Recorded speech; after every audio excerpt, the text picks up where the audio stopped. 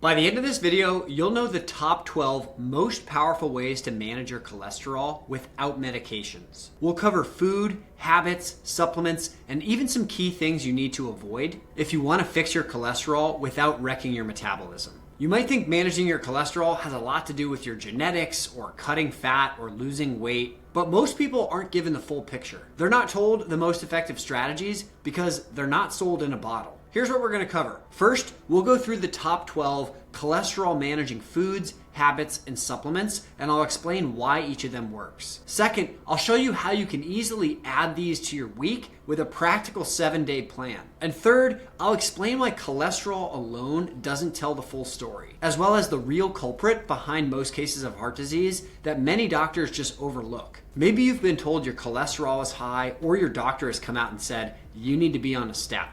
And I imagine the idea of taking a medication like that forever isn't exactly a long-term goal of yours. Maybe you've tried to eat better, lowering your fat intake, getting more exercise, but your cholesterol just seems to stay in that range that your doctor keeps warning you about. That might be because you're missing some key factors that don't just help you lower your cholesterol, but they actually make higher cholesterol something you don't even have to worry about. Cholesterol is actually a critical building block for your brain, for your hormones. It even helps you maintain lean muscle. So you need the full picture. And at the end of the video, I'll provide more context so that you can understand your cholesterol markers in more depth, and I'll provide a couple other key markers that you should track. The following strategies are backed by research. They're used by functional medicine doctors, cardiometabolic experts, and longevity researchers, but very few of them are put into plain English. Strategy number 1 is to eat more magnesium-rich foods. Magnesium helps regulate hundreds of different enzyme reactions in your body. And most importantly, it can help you lower your triglycerides and reduce your amount of small, dense LDL, the kind that are more likely to get stuck in your arteries and oxidize. It also helps lower inflammation in your arteries and prevents your blood cells from clumping together and getting too thick. In simple terms,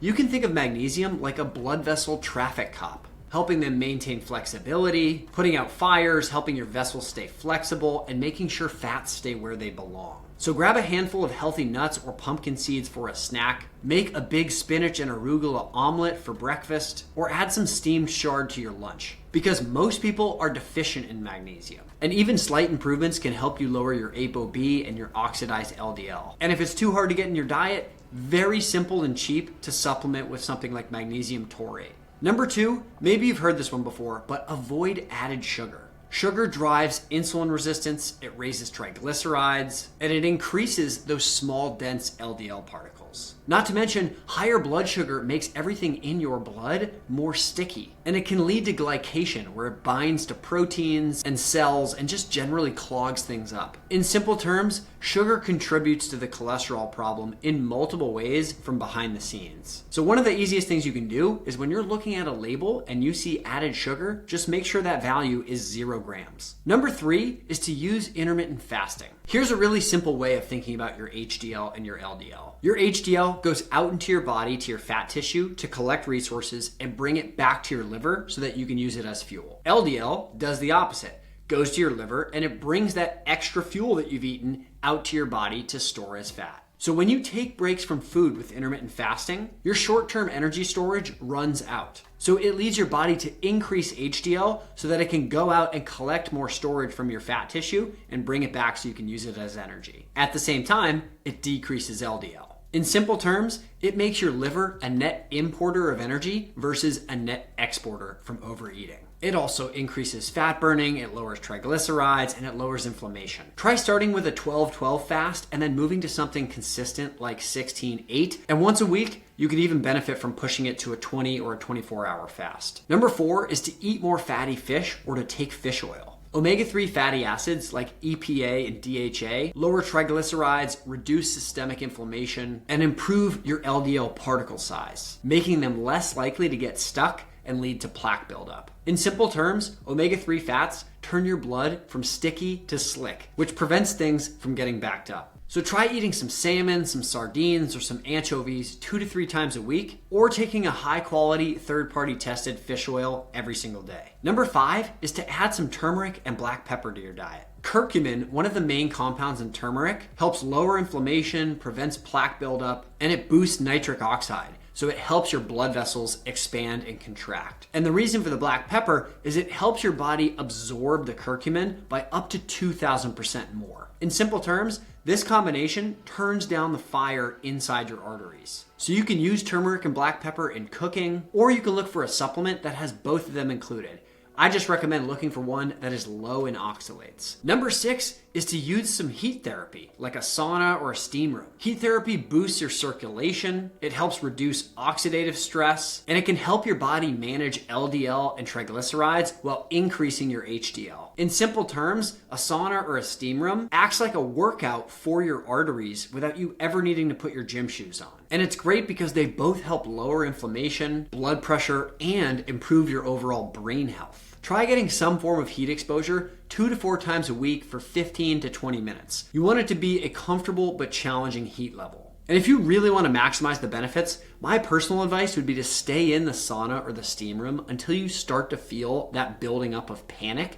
And then you want to try and push yourself for an extra 3 or 4 minutes, and you can do some vagus nerve breathing to try and calm yourself down so you can make it through. Number 7 is to eat more avocados. If you watch this channel frequently, you know I am a huge fan of avocados. They're high in oleic acid, potassium, fiber, tons of other vitamins and minerals, so they help facilitate healthy levels of LDL and increase your HDL. They also help lower your triglycerides. So in simple terms, avocados act like a master of balancing cholesterol by providing your body with a very well-rounded nutritional profile. And 1 avocado a day has been shown in multiple studies to improve your overall cholesterol profiles, especially in overweight adults. Number 8 is to do more zone 2 cardio exercise. And zone 2 cardio is exercise at a pace similar to brisk walking. So you can have a conversation, but there should be moments where it feels a little bit uncomfortable too. Zone 2 cardio can help you improve your HDL, lower your LDL, and it helps you burn fat more efficiently.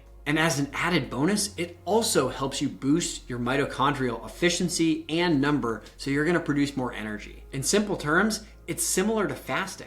Movement tells your body to use energy instead of storing it. Aim for 150 minutes of zone 2 cardio per week. Large population studies have associated 150 minutes per week of zone 2 cardio with a reduction in all-cause mortality risk of up to 20 to 40%. So you could potentially lower your risk of death by 20 to 40% by walking 30 minutes 5 times a week. I don't know how you feel about that, but that's pretty high ROI. Number 9 is to cut out high fat, high carbohydrate combinations. Nowhere in nature can you find high amounts of fat and high amounts of simple carbohydrates together. So our bodies have a very tough time metabolizing this combo. So it spikes insulin and your triglycerides and can lead to massive amounts of LDL oxidation, inflammation, and ultimately buildup of plaque in your arteries. In simple terms, all of the ultra-processed, hyper-palatable foods like pizza, chips, muffins, these are the ultimate artery cloggers. And food producers, they love this combination because your brain's never seen it before. So it makes it light up like a hit of heroin. Avoid pairing refined carbs like bread, pasta, and sugar with heavy fats like cheese, oils, or fried food. Number 10 is to drink more green tea because green tea is rich in catechins, which are antioxidants that can help your body manage LDL, they can reduce inflammation and oxidative stress, and they help improve overall cholesterol clearance. In simple terms, green tea is like a detox crew for your arteries. And you can drink normal or decaf green tea. I recommend trying to get in 2 to 3 cups a day, depending on how much coffee you drink. And if you want an extra kick to it, you could always do matcha powder for a stronger dose. Number 11 is to do more resistance training. Resistance training or strength training helps stimulate lean muscle growth. But the other part that most people miss is that it makes your muscles more hungry for sugar. So in simple terms, when your muscles are more hungry and you consume carbohydrates, less of it stays in your bloodstream or needs to be packed away. Your muscles go ahead and eat it up. So it actually helps you limit the amount that needs to be transported around your body in LDL and packed away as fat. So aim for 2 to 3 strength training sessions per week. And you don't need to go to a gym and use a barbell for this. Even bodyweight exercises or exercises with a dumbbell or a kettlebell will get the job done. Number 12 is to prioritize a variety of stress management techniques. When you have ongoing consistent stress, your cortisol stays high, which creates this constant releasing of sugar into your bloodstream, which in turn raises triglycerides and makes things a little bit more sticky, which could lead to LDL oxidation. In simple terms, excess stress can make your lipoproteins like LDL rust. And by prioritizing relaxation, you keep them nice and smooth so that they do not break down. Some really simple daily stress relief habits include meditation, sitting out in nature, or even box breathing, where you breathe in for 4, hold for 4, out for 4, hold for 4, and you repeat that for 2 minutes. Now look, I'm not perfect with all of this stuff either. I still love having some delicious pizza every once in a while. But I've seen what happens when people fix their cholesterol the right way without medications. And they do that not by chasing the numbers that they get from their doctor, but by improving 3 of the root causes: inflammation, metabolic dysfunction, and insulin resistance. And once you do that, it's not just your labs that change. It's your energy, your mental clarity, your skin, your brain, and ultimately your longevity. And it doesn't have to be super complicated or restrictive. Here's an example of a 7-day meal plan that'll help you manage your cholesterol naturally. On Monday, you kick off your breakfast with a spinach and arugula omelet topped with half an avocado.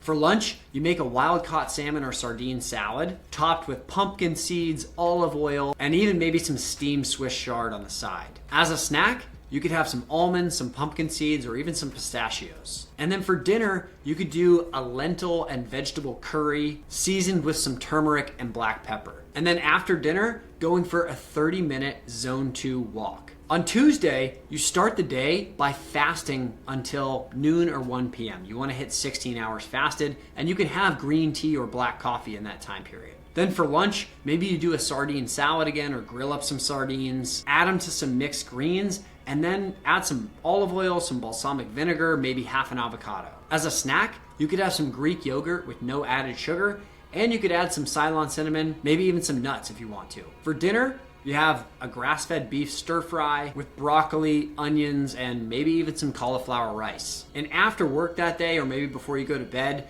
you could take a hot shower. If you have access to a gym with a sauna, you could do that, or steam. You could do a 15-minute body weight workout and some light stretching. On Wednesday, you could start the day with some breakfast of Greek yogurt, flax seeds, walnuts, and maybe some more Ceylon cinnamon. For lunch, you could do tuna salad lettuce wraps with some olive oil and maybe some vinegar. Your snack could be celery sticks with some almond butter, and dinner could be grilled chicken with some steamed chard and roasted sweet potatoes. As far as exercise goes, maybe you start the day with a 30-minute brisk walk before you have breakfast, or you could do 20 minutes of strength and resistance training in the evening after dinner. Listen, I get it. Some of these meals are more expensive than others. Your schedule might be different, so you may work out in the morning, you may go for a walk at lunch, maybe you do have time after dinner. I'm just trying to give you a variety so that you can figure out what works best for you, because that's going to be different than what works for somebody else. On Thursday, you can fast again, having black coffee and green tea, and then have another salad for lunch with avocados, spinach, sardines, extra virgin olive oil, and maybe even some turmeric and black pepper. For a snack, maybe you have some cucumber slices and some pumpkin seeds. And then for dinner, you do a lentil soup or chickpea soup with some garlic and carrots and kale.